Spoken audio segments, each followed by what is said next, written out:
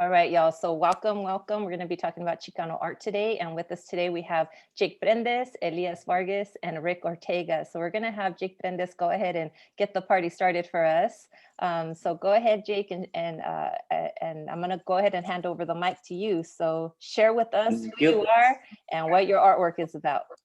All right. Well, thank you so much for having me. And I'm excited, like, not just to be here and talk with you all, but I'm actually excited to hear from both these amazing artists as well. So I'm also kind of fanboying too. But my name is Jake Prendez, and I'm a Chicano artist. I live in Seattle now. I went to Cal State Northridge. So I went to CISA and did my master's there with Veronica. And my thesis was entitled The Art of Rebellion, Social Justice in Chicano Visual Arts. And a lot of the work I do really deals with that. So I'm here at so I'm also the owner of the Nepantla Cultural Arts Gallery in Seattle. And I think we might be the first, if not the only art space in Washington State that's devoted to Chicanx, Latinx art. There's 3 parts to the Nepantla Cultural Arts Gallery. So the first part is a gallery wall. And every month we have a new exhibition focused on marginalized communities. Our current exhibition is called The Magnificent Seven, and we just invited 7 magnificent artists from the Seattle area. So we kind of hand chose the artists. I'll give you a view of all that in a minute here. I'll show you the gallery. The second, like next month, is our Essential Worker art show. So all the art's going to be focused on essential workers. We're going to open it up on May Day, so May 1st. And then the second part is a gift shop. So we have, an amazing gift shop that has, pan dulce pillows and concha earrings and, chingona t-shirts and amazing artwork, that's, POC. The one part of, so there's third part of the apartment. The one part that we're really not able to do right now because of the pandemic was kind of a cultural center. So we used to host, big opening receptions for all our art exhibitions. This place was absolutely packed. You couldn't even move in here for all our exhibition openings. We do free workshops for the community. So we would pay the artists a stipend to come in, lead a workshop for community. We would pay for all the supplies and everything like that. That way it was 100% free to the community members. And then we would have open mic nights. We would bring in guest speakers. We had, Las Cafeteras come in here and do a meet and greet, and they would play some songs and things like that. We were about to have Chicano Batman do the same thing, but COVID canceled their concert last year. Right? Oh, that would be dope. Rick was actually going to come up last year, and that art show got canceled because of COVID. But we were going to have an LA meets Seattle art show with 5 amazing LA artists and 5 amazing Seattle artists, and do this kind of cultural exchange thing, which is postponed. It's not canceled. As soon as we're able to reopen, we'll do that show. I just want to make sure that there's a big crowd for them. If we're going to help pay their travel, I want the community here in Seattle to be able to meet them. So that's what we do at Nepantla. It's been super successful. The community's been amazingly supportive there, so we've been super fortunate, and we've done very, very well even in a pandemic. All right, so that, I think, is my talk part. Now the show and tell, right? So let me pull this out of my little docket here. And also, Jake, just so you know, each of you can share your screens if you want to, so you can show your artwork from your website or whatever you'd like, okay? Okay, I am just not that fancy though. Okay, so this one is just here on the wall. This is my newest painting I just finished. So this is part of an essential worker series that I'm working on. This is the campesino. His name is Santos, the model. But this is actually our art exhibition that is currently happening here. We have this space is mostly empty because Maribel Galvan sold most of her pieces. She doesn't have very many left. This is Raquel Garcia. We have Maya Mills' work right here. Then we have this art, is just amazing. This is Perico. He's out in Tacoma, Washington. So that's his work. We have Angelita Martinez here. This is Antonio Gonzalez. I'm a big fan of his as well. He's in Bellingham, which is almost to Canada, but it's in Washington State. And this here is Kendra Azari, and she sold a lot of her pieces as well. All right, so here's some more of the stuff, you know, that we have in the gift shop, like Hella Against Hate, Amor Eterno. We got our Concha and Pan Dulce pillows and dog toys and jewelry and earrings and all that good stuff. And there's our really cool mural. And then this is all my artwork up here. So this is one of my newest pieces, La Nina. This one of the two Indigenous women doing the Chicana handshake. That's entitled My Ancestors Got My Back. This one with AOC is kind of hard to see, but she actually shared that painting on her stories. I was all happy. Santa Selena. Here's more pieces. This one is of me and my girlfriend.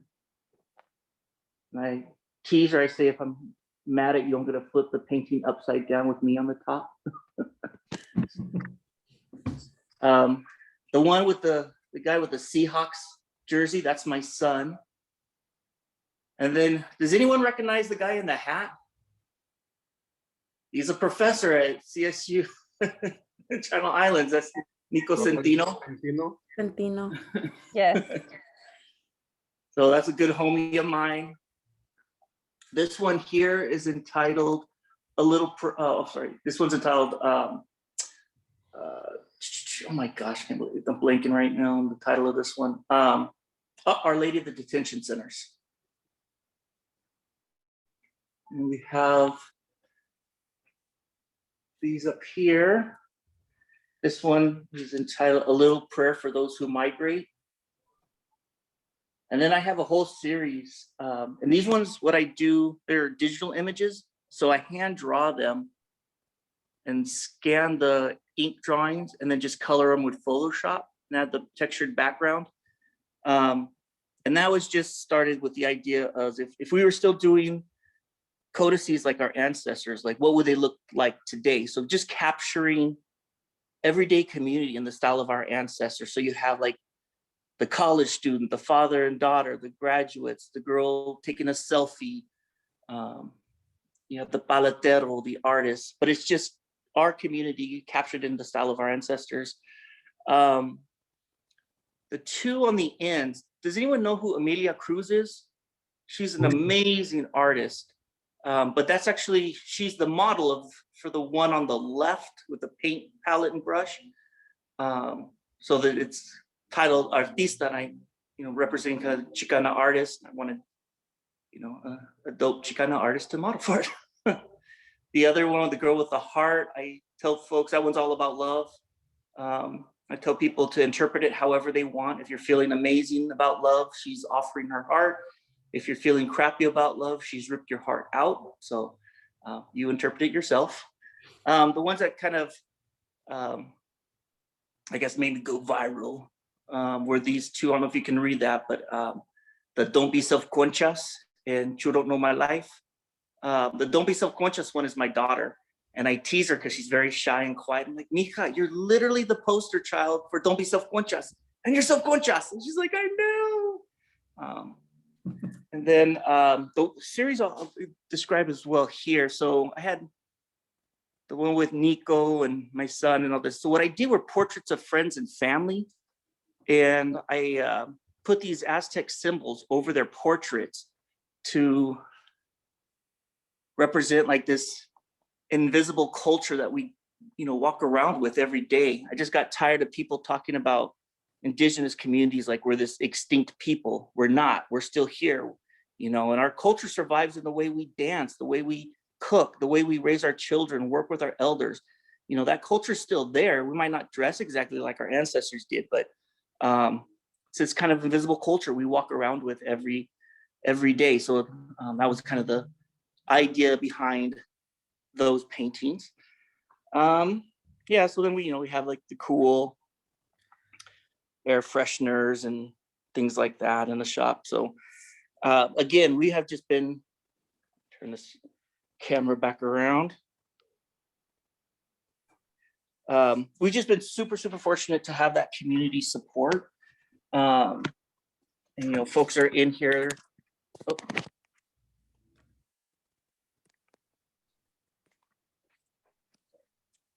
Folks are in here. They're even though we're kind of masked and 4 people at a time, they're coming in here and supporting, and so it's a blessing to to have that and be able to do all that. And yeah, I think I got a couple minutes. Briefly kind of, I think my bio and stuff like that, you all can read on your own. I don't want to bore you with my story, but I was born out in Hemet, in San Jacinto area. Moved to Seattle when I was about 5 years old, and went from a community that was mostly raza to pretty much growing up in a community that was pretty much all white, and kind of struggling with my own identity, and like, who am I and where do I fit in, being mixed. My father's white, my mother's Mexican, and kind of like being othered very early on in life, and all through school, and just not really fitting in visually, but not fitting in culturally. And I think that's really manifested in the work that I do. I was kind of that at-risk youth and barely graduated high school, but went to college only because my best friend's older sisters had gone. His parents were making him go, and he didn't want to go alone, so he made me go with him. So that was the only reason I had gone to even a community college. And, succeeded in college, had a son very early on. I was 19, I think. So I had a reason, like, I got to get myself together, and, this little baby counts, he relies on me for life. So, turned around, got my bachelor's from University of Washington, moved down back to California, and did my master's in Chicano studies at Cal State Northridge. And was back in LA for almost 15 years, and just was really involved in the Chicano art scene in LA. I tell people I feel like I was the Chicano Forrest Gump. Like, I was just in the middle of such amazing things happening. Like, I didn't deserve to be there, but like, I'm hanging out at the bar with like La Santa Cecilia or someone like, Ernesto Irena, or doing an art event with Rick Ortega, so just all these amazingly talented artists, poets, musicians, that just inspire you and inspire the art that you're creating and push you to be a better artist. And, I ended up moving back to Seattle just because my son got into University of Washington, and his mom moved up with my daughter. And I was like, screw it. If both my kids are going to be in Seattle, I'm just going to move back. And it turned out to be an absolute great decision. Even though I miss LA hella, I'm just like, man, I stocked up on In-N-Out burgers when I was just there recently. But people always ask, like, oh man, you're gonna move back to LA, don't you miss us? And yes, I miss LA. I wish I was in LA, but I feel needed in Seattle. There's no one doing this work up here, and the community needed this, and they were starving for cultura, and the space is giving it to them, and giving them an opportunity to show their work, giving them an opportunity to engage in art and their families, and which just wasn't available before we opened up the gallery. So yeah, with that, I just turn it over to the other guest speakers, and thank you so much for listening to me drone on and all that. But please follow us on Instagram. Follow just my Jake Prendez art page and the Nepantla Cultural Arts Gallery. And if any of you are artists out there in this class, submit your work to us. We have new exhibitions every month. We have a new theme, and just you have artwork that fits that theme. Please submit it to us. We have a mix of just amazing veteran artists and artists that it's their first time they've ever displayed in an art gallery in their life. So don't be self-conscious and submit your art. So thank you so much. Thank you so much, Jake. Does anybody have questions or comments for Jake before we move on to our next artist? Please go ahead and unmute.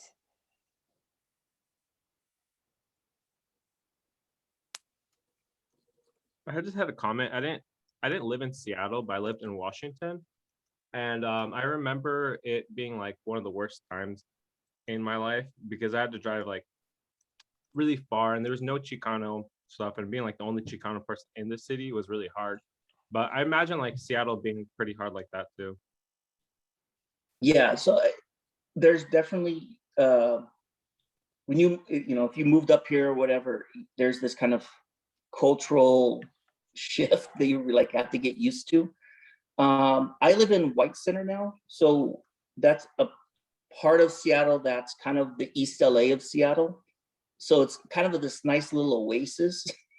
You have your canacerías, you can go get your tamales down the street, you can get your mangos con chile and esquites and all that stuff it's right here. This is the spot. But yeah, you go outside this area and it's Gringolandia. It's kind of hard to adapt, I guess, in a way. But yeah, it's a struggle. And I think that's one of the reasons why a space like Nepantla is so successful, is because there's not a lot of that cultura around. When you come here, it's just like, oh my God, I feel like I'm at home. Like I feel like I matter here. I'm not othered in this space. I lived in Puyallup and I had to drive 45 minutes for a michelada.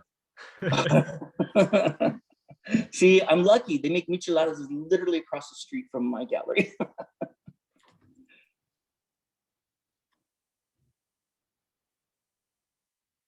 Other questions, y'all, or comments even? Don't be shy.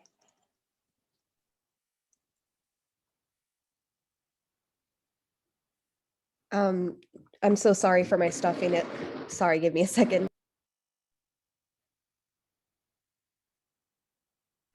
Sorry, my brother came in. Because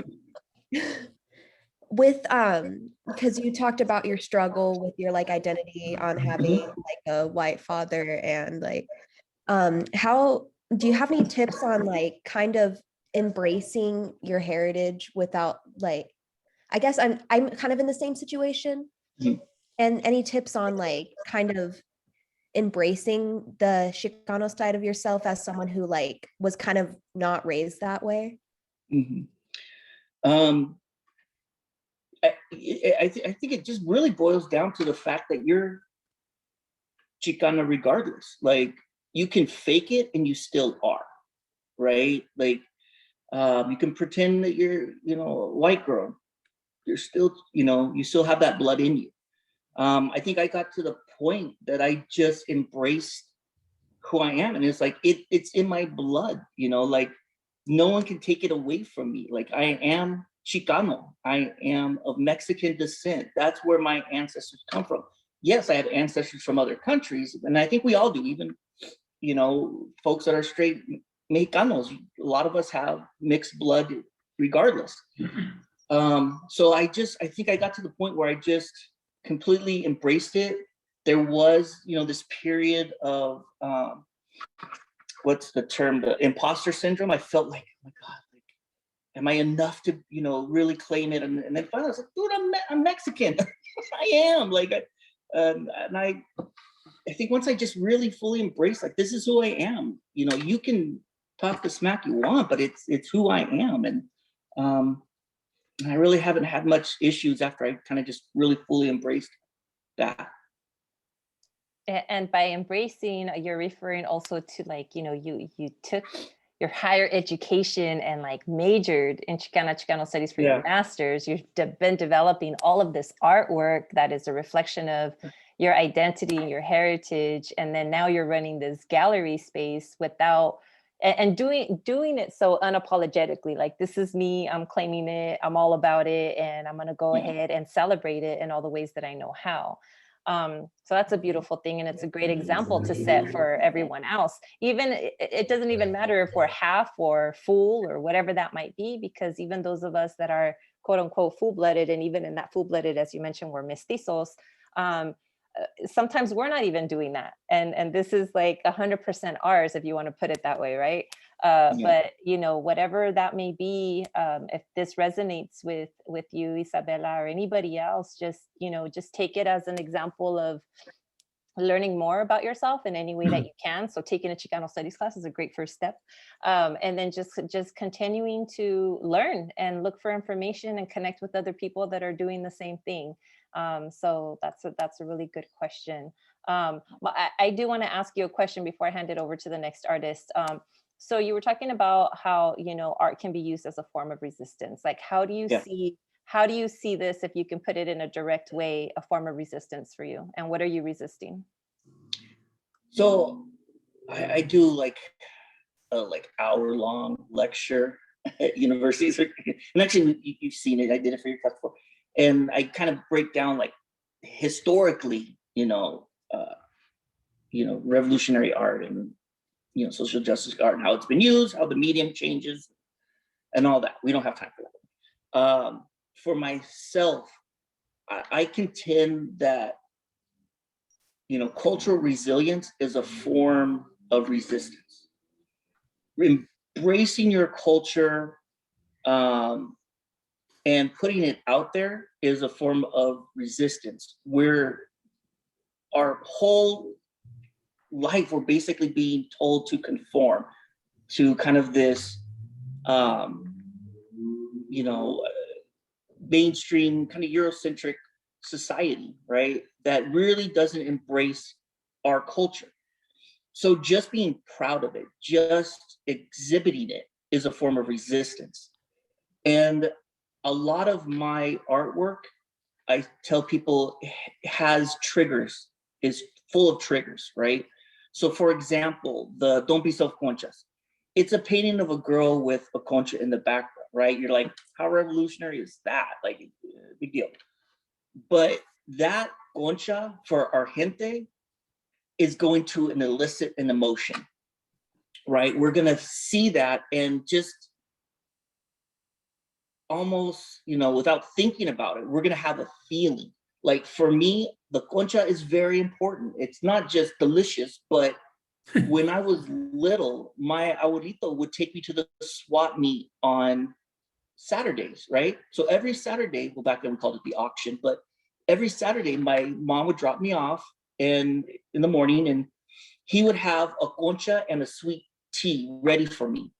So just a concha brings back those memories of my abuelito, right? So they're full of triggers. Like, I have a De Los Huertos painting and the girl's drinking from a cup that says King Taco. Like, it's just these little things in there, but they're gonna elicit an emotion, and that's resistance. And so that's what I contend with my own artwork. Yeah, I have some that are a little more overtly political, but a lot of my work just deals with these little triggers that are gonna, and it's those kind of things where some people are not gonna get it.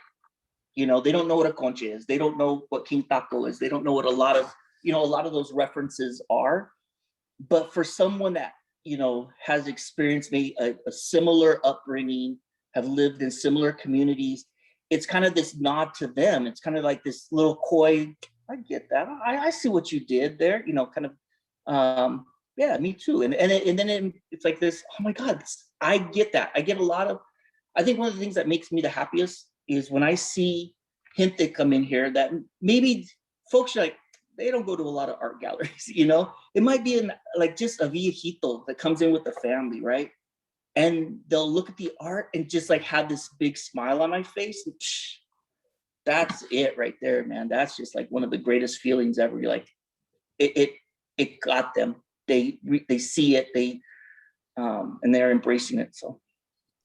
Gotcha. Thank you so much, Jake, for No, being with thank us you. I today appreciate and for giving us a walkthrough of your gallery. I'm going to encourage anybody else who has any questions or comments for Jake just to go ahead and send them a direct chat. You know how to do that. And then we're going to go ahead and keep it moving. So thank you again, Jake. And if you can stick around, and hey, that would be give them great. extra credit if they come up to Seattle. Automatically, automatically. Y'all already know cultural events, all that good stuff. Do you have any online events going on, by the way? You know what? We filmed about 5 workshops that we were going to put on our YouTube channel. Yeah. And you know, just kind of trying to be COVID, and the people that filmed it lost all the footage. Oh no. Okay. I paid all the artists, like all this stuff, Oh, and they're no. like, we actually erased the tapes. I'm like, no. Oh, no. So right now, no. Okay. But we're kind of just now focused on kind of reopening, and hopefully by the end of summer, we'll kind of, you know, Washington's doing pretty good. So hopefully we reopen fully. Yeah. So go ahead if you can, Jake, in the chat, if you want to put your social media handles for yourself or your gallery, that way students can follow you and stay up to date. Okay. Thank you so much. Okay, y'all. So we're gonna go ahead and move on to our next artist. I'm gonna let Rick and Elias fight for the second place here. I'll go ahead. Okay, go ahead, Rick. My name is Rick Ortega, 53 years old. All you students, whatever you guys got to get done in life, get it done quick, because time flies, man. And they see, but let me see if I can share my screen here. Okay.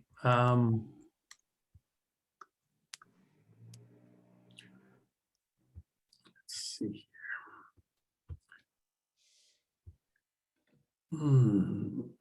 Okay, I might not. Oh, there we go. Okay, hold on real quick. There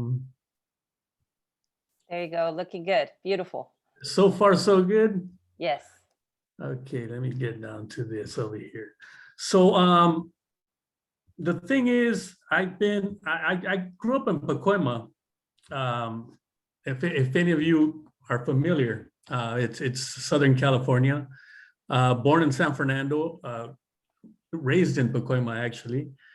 And one thing I in life, going to the LAUSD system and all that through kindergarten all the way to high school, is the fact of never learning where I came from, who I am. You go through the schooling and you realize, you have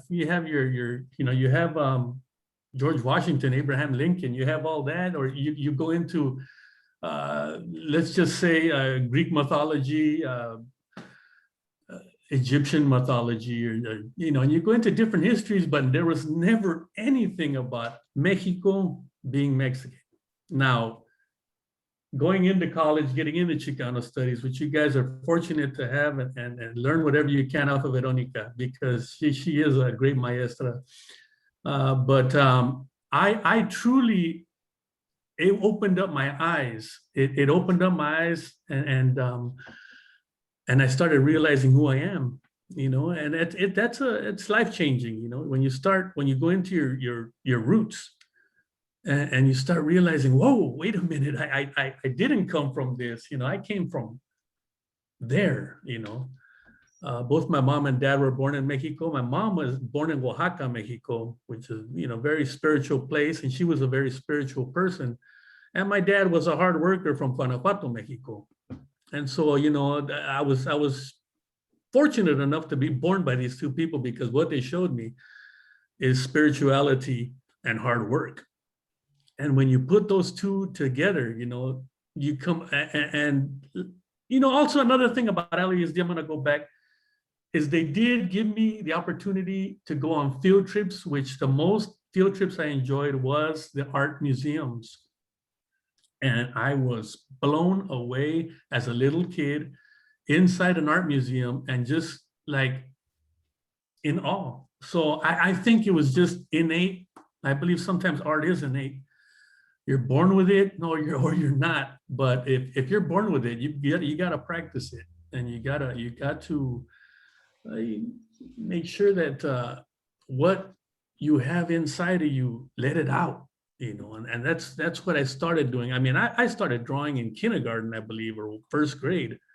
I mean, I've always been doing this art thing, but when you go into Chicano studies, my art changed. All of a sudden, I started researching who I am, and so this first image right here is it's Mexican migration, and it's like the coming to. This is our culture coming in, and I almost put it into this boat coming in, this feeling of here we come, this is the Mexica migration, and so so I just started going deeper and deeper into Azteca myths, Azteca history, and it started flowing into my artwork. The second image you see is Omayogan, which is to the Mexica people, it's the highest place in heaven, the place of duality. This is a very large painting. I want to say it's about 6 feet across, about 4 feet high. And when you have such a big subject as trying to paint, I don't even know how would you explain Omayogan is the, like I said, the highest place in heaven, and there is the couple of duality, and they're holding the world. And so really, a lot of times when I was painting, this painting was probably about maybe over 10 years ago. But where I imagined them were also in history books, these images, because in school, going through all throughout school, I never seen any images of Mexico. So I think I was painting to see if one day these would go into the history books or into myths or whoever's writing. And so little by little, my work just started becoming this spiritual flow, is what I call it. It's always been spirituality to me. Art to me is people will work throughout the week and they'll go to church on Sundays, and that'll be their place of worship. That's my art studio. My art studio becomes that. It becomes that place where I pray, that place where I play, and music. I always have music on as I paint, and it flows along with my creation. I started looking up different gods and goddesses. Xochiquetzal, the woman forever beautiful. And so what I wanted to do kind of in this painting was bring in that past, which you see in her background, and also somebody alive and there in front, as imagining of being there, if you're in Mexico in that time. So that's a lot of my compositions come from, man, it's just strange how they come to me, and that's why I truly believe it's a spiritual practice, because these compositions were coming at me and I'd record them with sketches, but the final draft, which takes months sometimes to get to this. This is also about maybe about a 6 foot high painting. It's a big one, but it's a lot of work. It's definitely a lot of work. But when you get to that outcome, when you get to that finish, man, it's so rewarding. It is this incredible rewarding experience, and it's just the thing, man. You have to have ganas, you got to give it your all, and you get some good artwork along with that, So and another thing, I'm self-taught. You know, I have just taught myself. I did do a semester at the Art Center back in 1997. I got a scholarship for a semester, which helped me out. But basically, that was helping me out with mixing oil paints, which is because my favorite. Even though this was done in acrylic, this painting, I love oil paints, just the way they flow. And this is also to the goddess Coyolxauhqui, who is the goddess of the moon.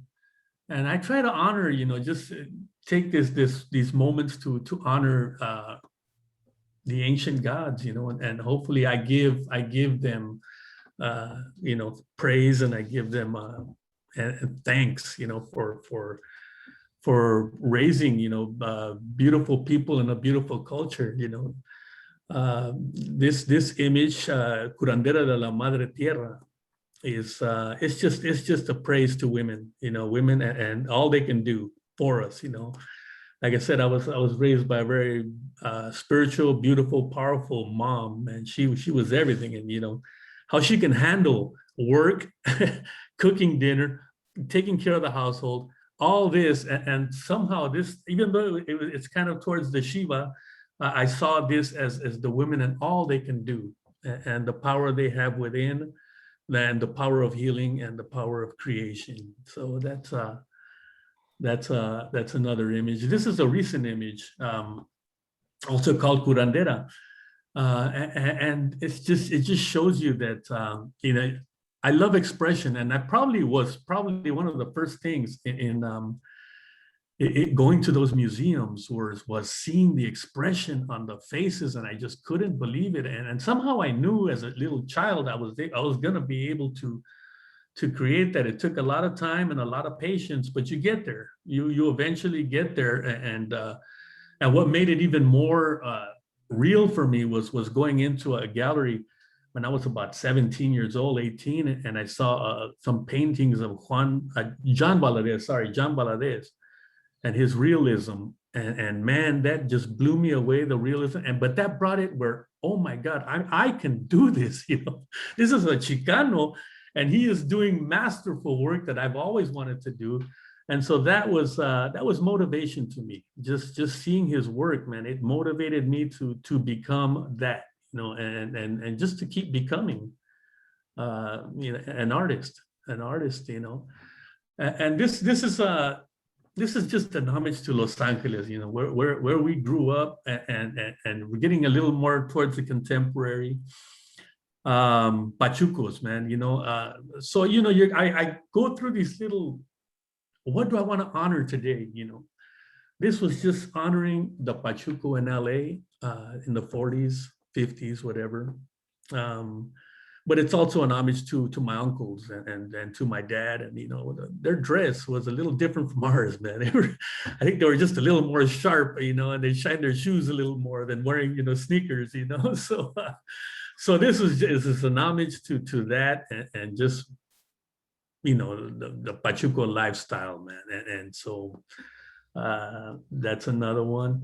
And let's get into music. You know, I talked about music and art, you know, and so Carlos Santana, man, you know, that's my hero, you know, and it always has been since I was a kid.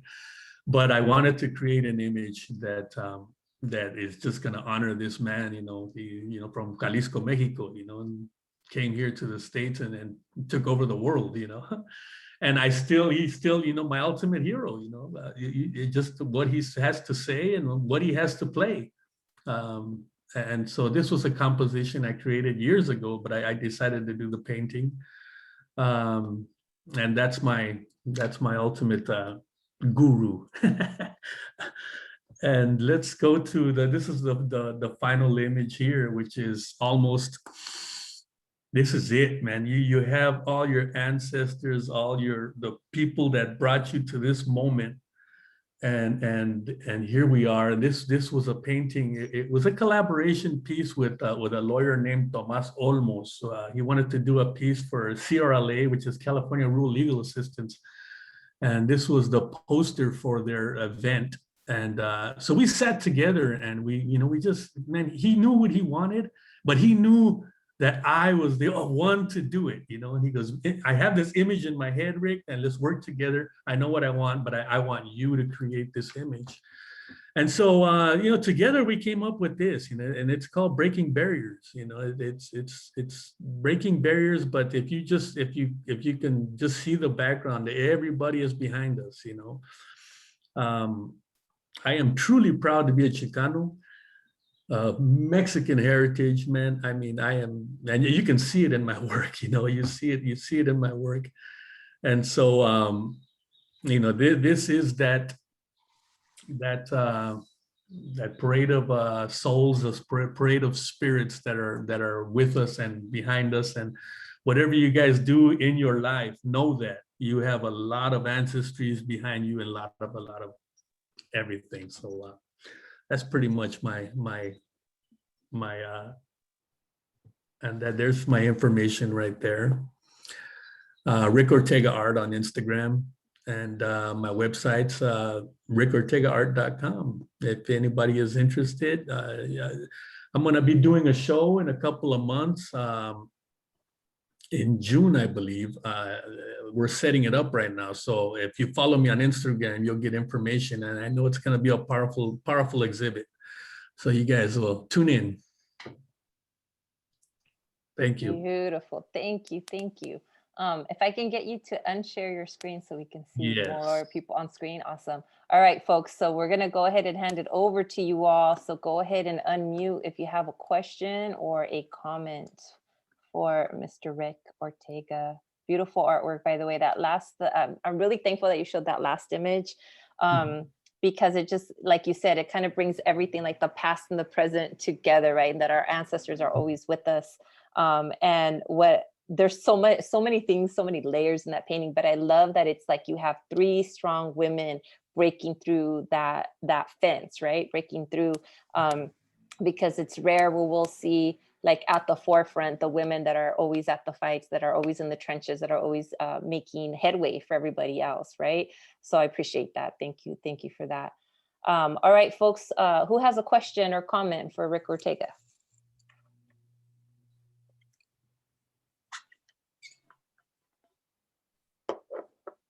I was gonna comment on, he mentioned that his parents were from Guanajuato, or grandparents maybe.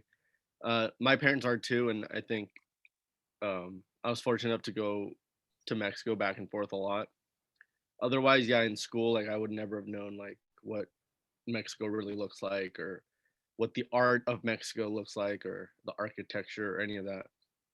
So I think it's very important that, you know, your art shows people that, you know, that don't have access to maybe being able to travel at a young age anyways.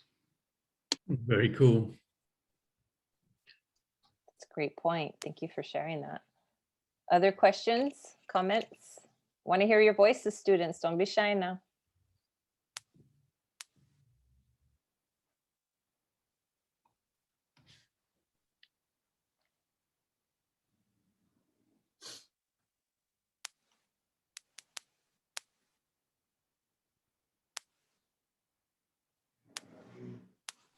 I just want to say that Rick is amazing. All right. Hey, you've been one of my favorite artists, man. It's, you know, when I first saw your work, and as you know, another artist, man, it's like when I see your work, it's kind of, that's what I want to be someday, you know, kind of. So and that new piece that you've been kind of posting little teasers on Instagram and stuff looks dope. I can't wait. Yeah, those are for the upcoming show, man. So hopefully, when I get all the info to it, I'm gonna, like I said, I'll let it out, and hopefully, you know, we're still not sure if they're gonna allow people within the gallery, but definitely I'll have more information coming soon. All right, man. I can't wait to have you in our gallery. Yeah, and I can't wait to be there. I've never been to Seattle, so I'm looking forward to it, man. Hey, Jake, make sure you you schedule it so that Rick and I can be there at the same time, all right? There you go. Hey, but I also wanted to share, and Miriam has a question, so I'm gonna let her go ahead and ask her question. But before that, just you know, with you, Rick, I've always loved and appreciated your artwork for the very reason that, like, I think a lot of us, as you know, Jake shared before, is that there was such a lack of representation of our indigenous ancestral history and identities, and contributions even to modern society, in our K through 12 education, and sometimes even in college and whatnot. And so we're just like really, really hungry for that, and always looking for imagery and culture and dance and all of the arts to try to fill in these pieces as we're, you know, rediscovering who we are and decolonizing our identities. So your artwork like really does that in a lot of ways for me. And you know, as an artist myself, a lot of my artwork, as you know, is about all that indigenous ancestral imagery as well. But yours is different in that, like you talked about John Valadez, just kind of like this realism of like, whoa, like I feel like you just brought our ancestors from the past and boom, put them right in front of us, like live, like they're in present, right? And it's just so beautiful to see that, because it does bridge that gap. So I appreciate that about your artwork. It's absolutely beautiful. Miriam, go ahead and ask your question.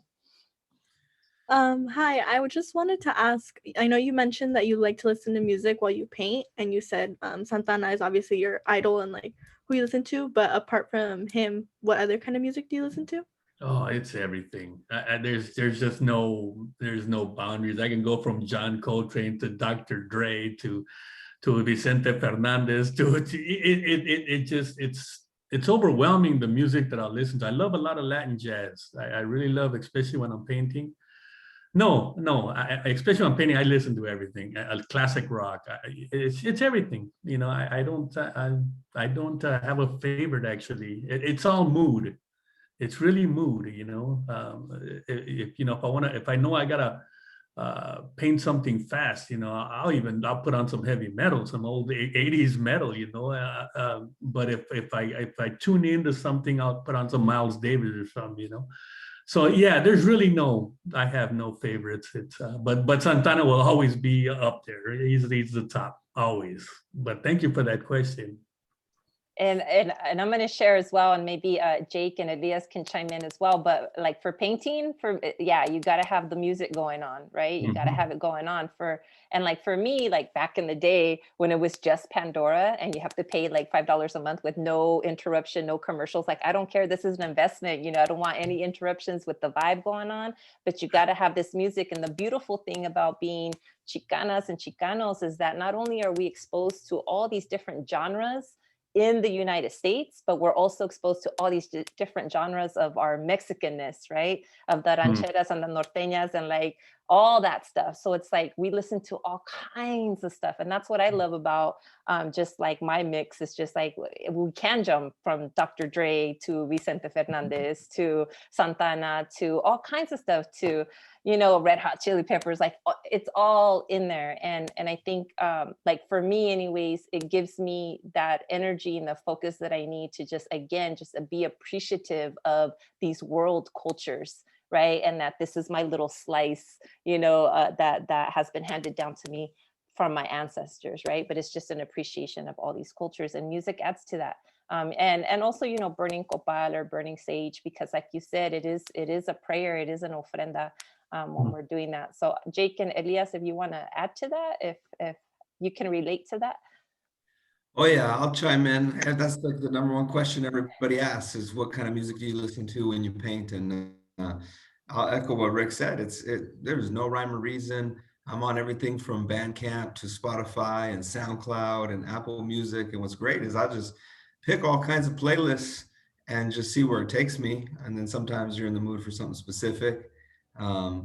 Very much, you know, when you want to be a little more hype about it versus something more chill if you're doing detail work. But it's just like Rick said, everything from Dr. Dre to Red Hot Chili Peppers and Manu Chao and Santana and everybody. And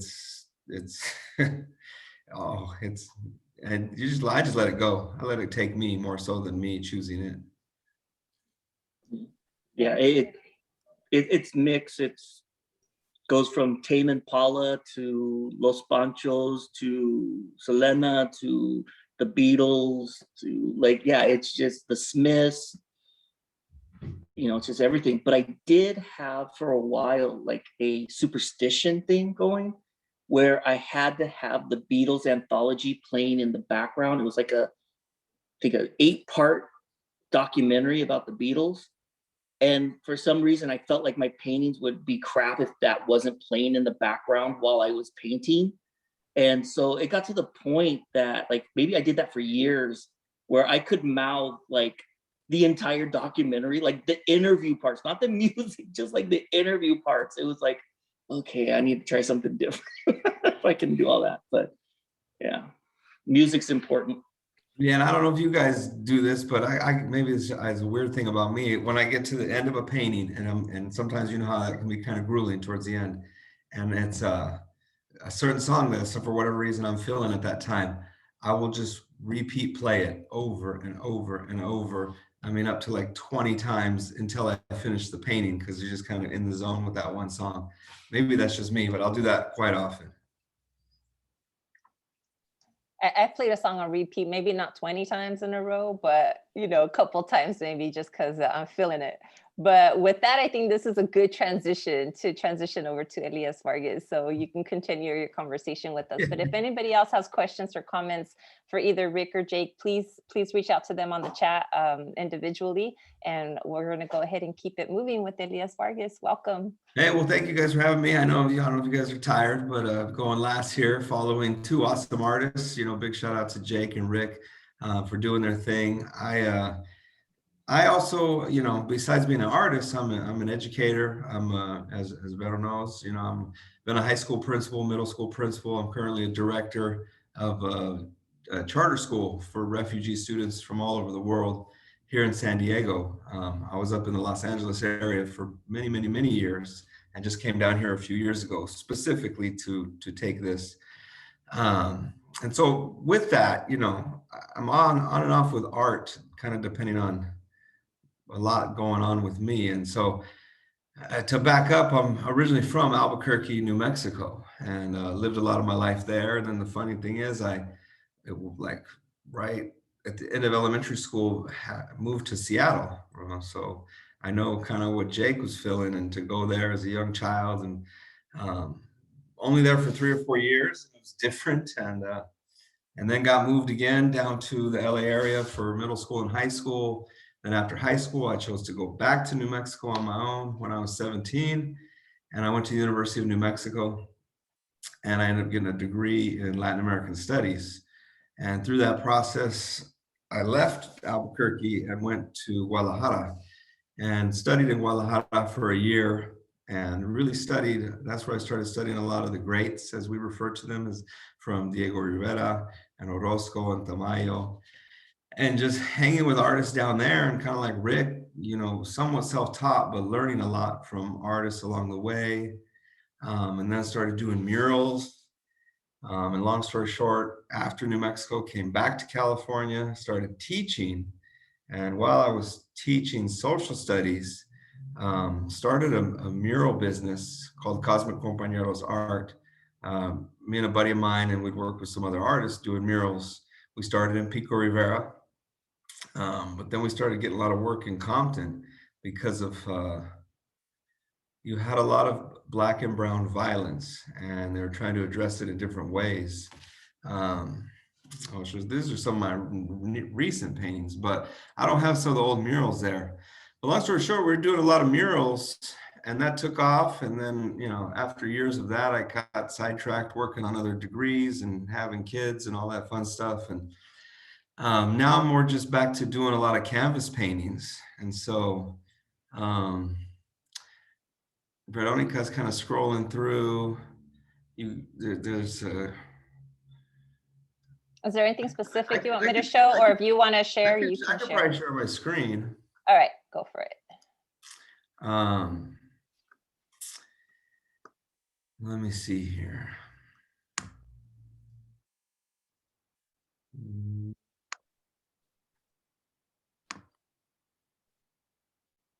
Can you guys see that? So let's see here. These are just all canvas paintings, but I don't have the whole painting section updated. So these are some prints. So I do remake prints. You'll see I've been doing some Frida Kahlo work, and that was more kind of by demand. You know, I love Frida, but some of these are commission pieces, you know, and she's very iconic and beloved. And so a lot of this stuff is already sold because they were done for people. But this piece right here is let me see here. This is actually was done on 2 large canvases. So probably about, kind of like Rick's, probably about 6 feet wide by about 4 feet tall. And this was done on a contract with John Hopkins Institute. I think it's called For a Livable Future. And so they're doing a lot of policy work around human rights and farm worker rights, and especially some of the stuff that was going on as a result of COVID. So they're putting out a number of policy initiatives, and this is over in Maryland. But they wanted some artwork to kind of go with what their agenda is. And so it ended up just being for them, but then it was really popular. And so now I have this original piece that I had a graphic artist stitch it together into just one print. But the original painting is actually on 2 big canvases. And now they bought the digital rights off me, but I still have the original painting. And so now I'm thinking about trying to auction it off and then donate the money to an agency that works with farm workers or children of farm workers. And so if you guys have any ideas on that, I'm still trying to figure that out because I want to make sure it's done the best way possible. And I don't have a lot of experience working with farm worker agencies, but I have been talking to some people and trying to figure out how we could raise money to auction it off and then donate those proceeds to whatever agency is doing some real good work with farm workers. And there's a number of them out there. I think I'm just trying to still figure it out. I can help you with that too, in case you're interested. Yeah, definitely. You know, I've just kind of throwing the idea out there because this I just finished up a month or so ago. And like I said, so this is just a print, and the original's sitting there in my garage. Let's see if I can get out of this.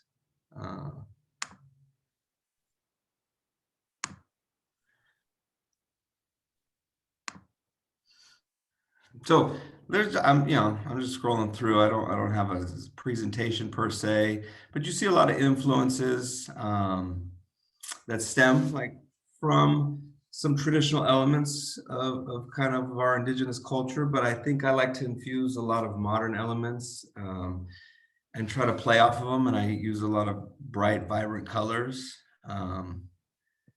And so, you know, there's some nods to, you know, Andre 3000 and Marvin Gaye and different things that have been an influence on my life. Where was one I was gonna, well, you have here, this one's for Rick. Yeah, it's a beautiful piece, man. So, and I too, you know, I was raised, you know, my dad, he from New Mexico as well, but left to San Francisco and was heavy into playing guitar, still plays guitars and was in bands, all, you know, everything from Tierra and Malo and all that stuff. So growing up listening to that, I mean, he has tons of Carlos Santana's guitars hanging on his walls. And, you know, these are just big influences. And so in some respects, it was a tribute to Santana, but also more so my dad, who was very critical when I was doing the painting of every aspect of the guitar. When he's normally not very critical of my art at all, he's just supportive. But in this case, he kept making comments to make sure I got the guitar exactly right. And so I learned a lot about guitars just doing this one that I wouldn't have known.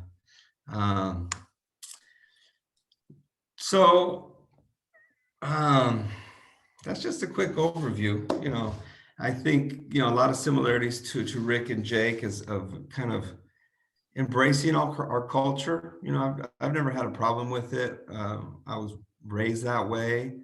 I think when you paint, right, you put yourself out there, you do what feels right to you.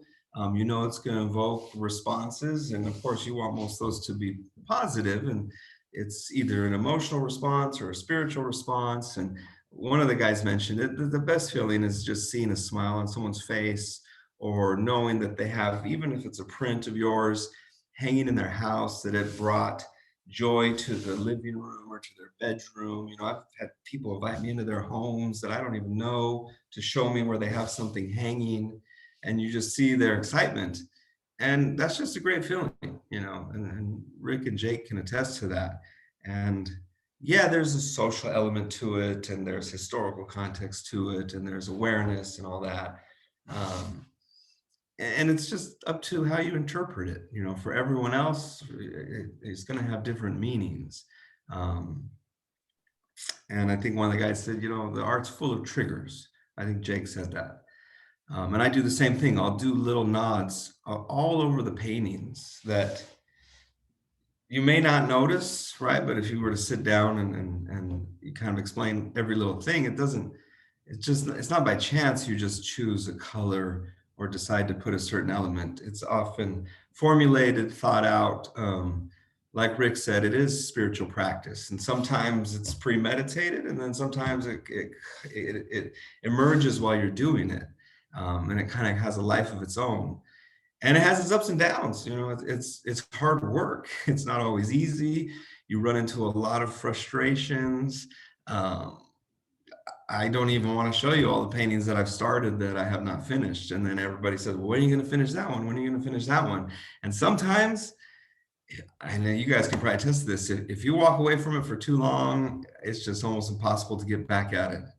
And so I have tons of stuff that people are asking me if I'm ever going to finish it.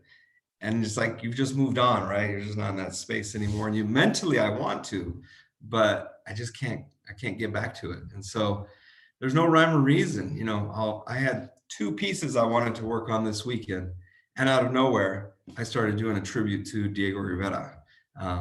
And so you can see a lot of that stuff on my Instagram. That's where I'm a little more active, and you'll hear the music that I'm listening to, and sometimes, you know, kind of get a glimpse as how kind of the process. I like to show people the process and things that I've learned along the way that I think might help others, you know, chatting it up with other artists and so forth. So, but in the end, I think this is a great element for this class and whatever you guys are studying. You know, artwork is a huge part of our history, and it will forever be. And I think our cultural evolution still has a long way to go, and there's elements of the past, but there's new elements emerging.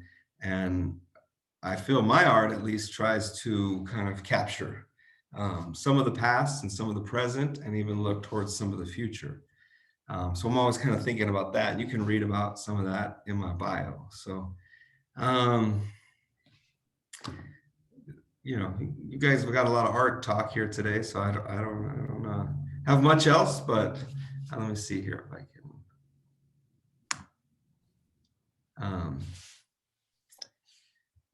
I guess really, is there any questions? I know I kind of flew through that. I was jumping around. I didn't have a set presentation. No, it's all good. Just exactly what you did was perfect. Just, you know, walking us through your artwork. But yeah, students, do y'all have any questions or comments? Brittany. Hi, can you hear me okay? Yeah, I can hear you. Okay, perfect. Sorry, I'm at the laundromat right now, but I was going to ask what happened with the mural that you did in Compton. I'd love to know if you have any feedback, or you got any feedback from the community for that. Oh, sorry. I know I was kind of flying through that. I think that's right when I started sharing my screen. That was amazing. So in their quad, it's a huge piece. There might be something on my Instagram that I found some old photos of it. And we did, you know, like some Egyptian pyramids and Mesoamerican pyramids kind of sliding together. And then we did Cesar Chavez and Martin Luther King. And so we did kind of all these like symbolic imagery of coming together with, of course, hands coming together. And we worked with students at the school that represented kind of both communities to help with the piece.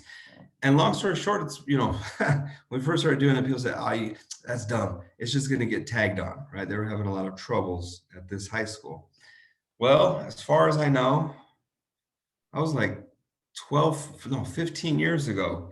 It's still there in the quad. It's still kind of a central focal point of the high school and has not been tagged on. You know, I think there's a respect for it. We got a lot of good feedback. And then after that, we were contracted out to do one on the exterior of the campus, which is the largest mural in Compton. That was more just representative of the school, but we did the same thing. We used kind of some Egyptian deity type art mixed with like Itzamna and some of the Mesoamerican. But with modern day downtown LA, again, it's hard to explain. And you know, it's been featured like on the History Channel and a lot of like Kendrick Lamar videos and the games videos. And so I'll get people that text me like, oh, your mural's in this video, your mural's in this video. And so, I mean, it's always just kind of cool because you see how it's a cultural element, right, of the community. So anyways, long-winded answer there, but yeah, it's you get good feedback, and I think they appreciate it. It's better than a boring white wall. Do you happen to have any pictures of that mural that you could share? If you look on my Instagram, it's on there. But I don't have, I'm at work right now, so there's a filter on the internet, which would not allow me to access Instagram. So are there any other questions or comments for Elias?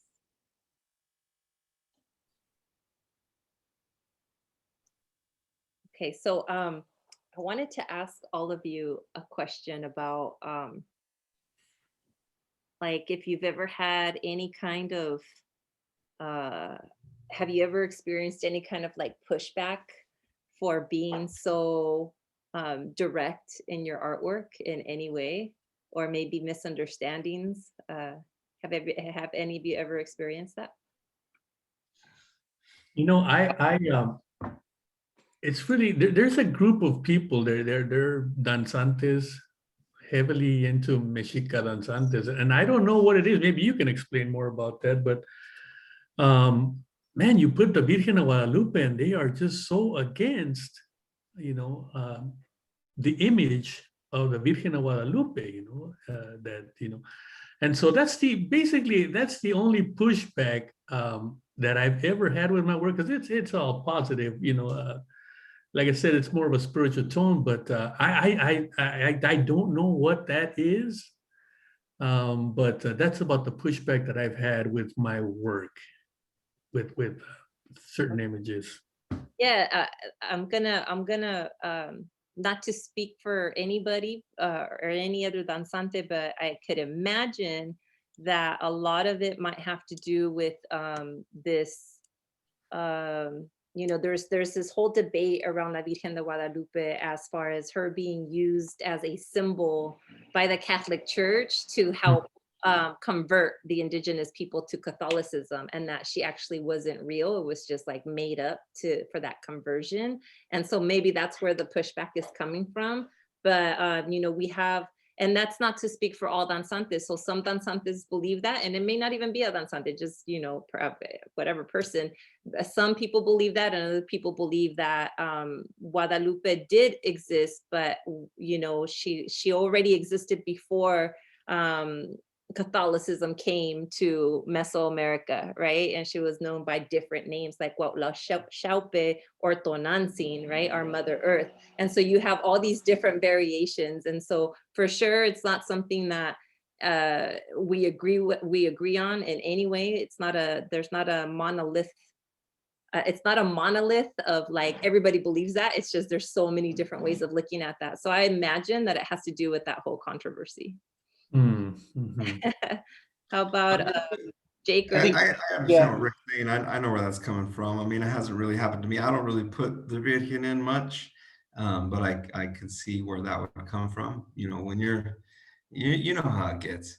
But you know, I don't worry about that stuff. I feel like we have so much to offer and so much more positive energy that, yeah, you may have some people that don't like this or that, but the love outweighs the, I don't even want to call it hate, you know, just that negative energy that as an artist, you start worrying about that stuff, it's a waste of your time.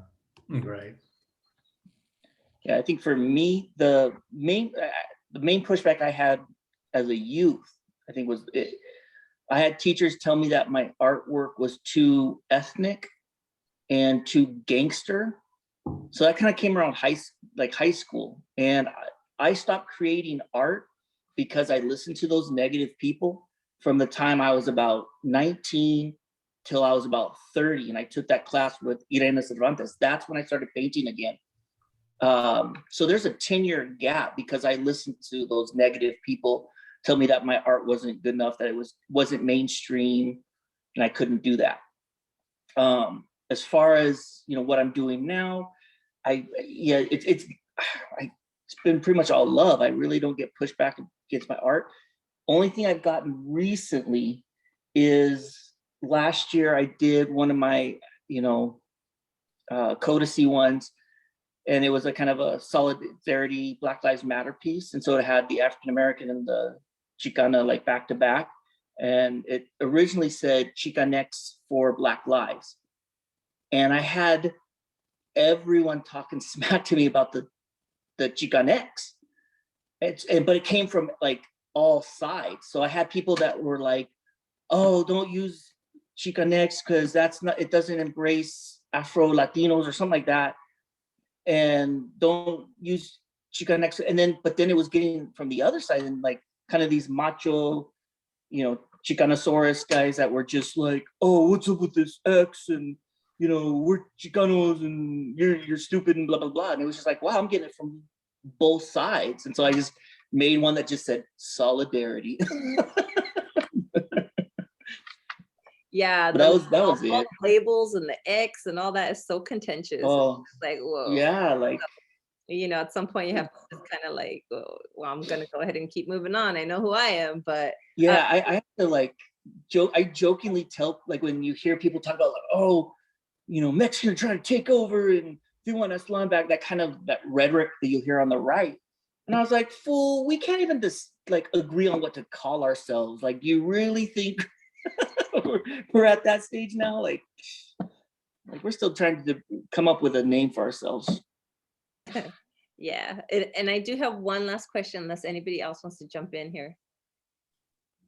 Okay, so my question to you, and I think somebody mentioned it, is what has it been like, I guess, throughout your trajectory, right? Especially at the beginning, to learn about your artwork being in different homes. Because I know for me, like that trips me out, right? It's like this is going to be shipped out to whatever state or even a different country.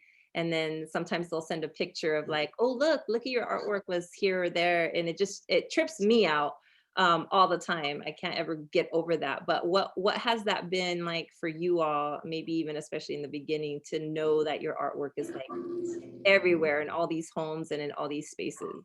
What is that like? Oh, by the way, Jake, like there's a Viva los Cupcakes over here in Pico. And I go in there and your little air freshener are in there. I'm like, oh, that's my friend.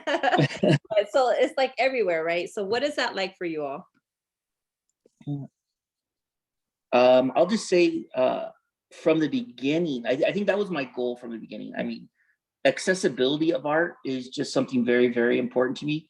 Maybe it's the leftist in me, I don't know. But I jokingly tell people, like, if you can afford my originals, like congratulations on your life choices, because they've gotten pretty pricey and they're not, you know, accessible to everyone. That's why I make the reproductions on canvas. So like, for example, like one of my newest originals, like $3,000, right? But I have like a 36 by 24 same size reproduction on canvas for $250. And then I'll have like a 24 by 16 version for $150, which I know not everyone can afford that. So then I have $20 prints.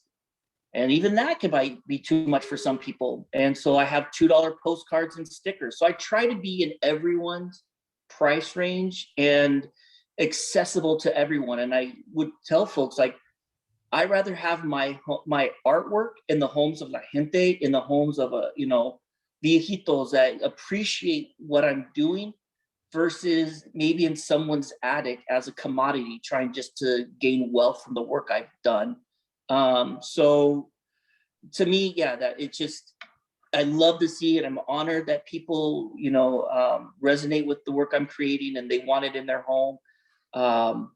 but I want it to be accessible to everyone. Thank you for that. And then Rick and Elias, if you want to quickly add to that, but I did notice that there are two students that want to ask questions. So you can either. Yeah, I mean, I mentioned it.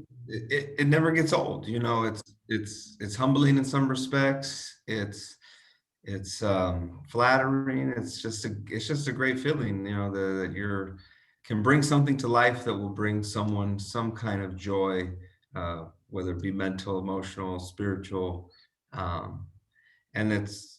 Every time I ship something out, there's the same amount of excitement as there was the first few times. It doesn't get old. Yeah, I'm the same way that, recently I just started selling prints online, that's just been last year sometime. So before that, it was just all originals. But man, what a trip. I mean, it's all across the country and different countries, when you mail them out, you're like, wait, what? Like, where is this going? And yeah, it's a beautiful thing. It's a beautiful thing to know that all throughout this whole country, there's people that are proud of being who they are. It's a good feeling. Thank you. Thank you. I know we're over time. Those of you who have to go ahead and give your thanks, but if you can stick around in the chat, but if you can stick around real quick, please do. Fernando, go ahead and ask your question, and then Brittany. Hey everyone. So just out of curiosity, because you guys were just kind of mentioning like the price points and whatnot, do you feel like it could be kind of difficult sometimes to kind of like come up with a price or for your art? Because I know a lot of people want to support artists in buying them, but sometimes you put so much passion into it and hard work that you feel like, man, this is like priceless to me. So it's like you put that price point, it's kind of difficult to say what it's worth. In my book, it takes me months sometimes. So yeah, you gotta at least pay yourself, a good salary for doing what you're doing. And it was always tough to figure out a price. But I knew little by little, I knew more or less what I wanted for a piece, and even though, it doesn't sell the original, I'm not into creating art for that. I'm into creating art for my spiritual practice. And so, hey, if I make a sale, beautiful. And if not, you know what? It's all good. It's all good. But like I said, make prints accessible and you can get it around. Yeah, I agree. I mean, I struggle sometimes with coming up with the price. How do you put a price on it? I think I lowball it a lot just because you want to make it as accessible as possible. I think one of the hardest things is family and friends always want everything for free, and that can only go so far, and that's tricky. I do hook people up a lot, and but then you do got to compensate yourself for all the time and everything put in. So that's probably the trickier piece. Yeah, I think getting started is the hard part, like pricing your work. And now that I'm doing the gallery, I get a lot of artists that maybe their first time ever displaying, and they don't know how to price their work.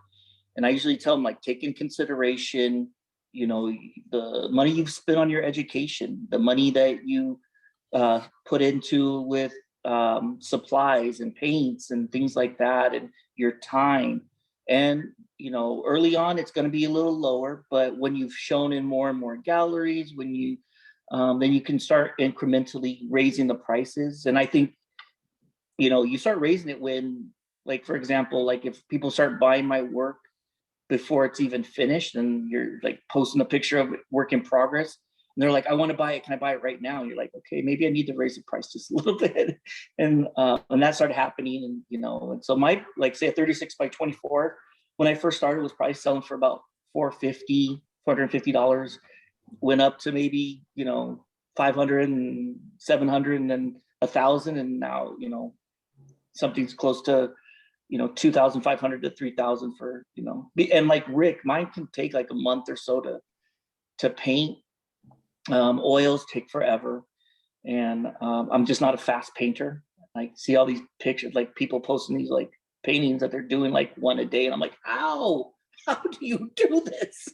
And I'm like both these brothers, like I'm self-taught. I've taken maybe 1 or 2 classes that really help, but one things that, I'll say real quick is one thing that really helped me was just learning from other artists. We used to do this like Chicano Art Jam Mondays, and we would just get some artists together and we would all paint together and we'd learn so much. It's like, oh my God, how do you do that wash that you're doing on the back? Well, how did you do that eyeball? Like, how do you do this? And you would learn from each other, and then they would ask me things, and that was one of the best, ways I've learned. So, but yeah, just, give your, the work that you put into it, the supplies and all that stuff, take all that stuff into consideration, and, and value your labor.